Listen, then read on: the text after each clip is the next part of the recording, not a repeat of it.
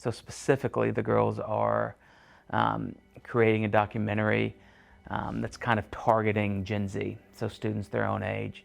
And it's both informing a little bit about the history of the bombings of the Marshall Islands, and then kind of the impacts that have come from that as well. From the research we've done so far, we know that the U.S. came to the Marshall Islands and asked if they could do some testing on them or test bombs after World War I or II. And that was after the Japanese left from controlling the Marshall Island. And they dropped 67 bombs, I'm sure. The most powerful one they dropped was Castle Bravo.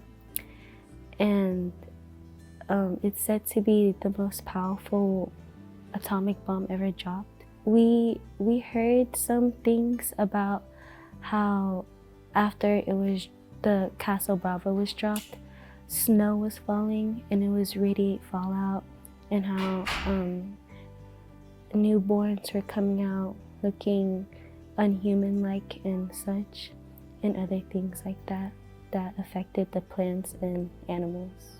And the way we present the information matters, the way we tell the story matters. And we've got our target audience. We're shooting for folks your age. This project is meant to spread awareness on multiple bombings that happened to the Marshallese Islands, one of the biggest one being Castle Bravo.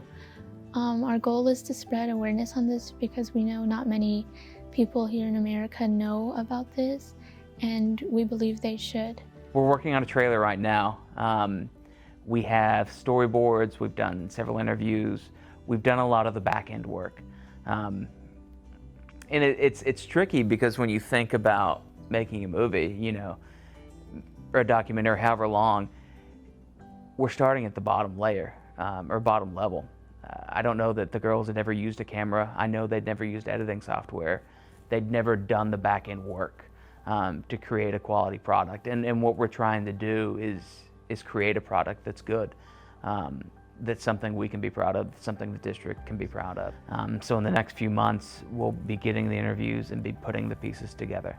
I think this is important to show everyone because this should be something that everyone knows. And it was very lethal and unfair for those in the Marshall Islands. I think this project will be a good project because I know a lot of kids, both in my grade and some older than me too, who don't know a lot about this project. So I think it will be good. EAST is a program where students drive their learning. They find a passion, they find a problem, and they see how those two mesh together. Sepesim came to me last Christmas. She already had the idea formed. It's something I think she'd been pursuing a little bit since she was in middle school. And when you have ideas like that and students like Sepesim and you have passions, I think my job as a teacher is just to kind of push them in the right direction. So she came with the idea and we worked on refining it, kind of giving it purpose, a thesis statement, if you'd like, to kind of decide what the story that we wanted to tell was.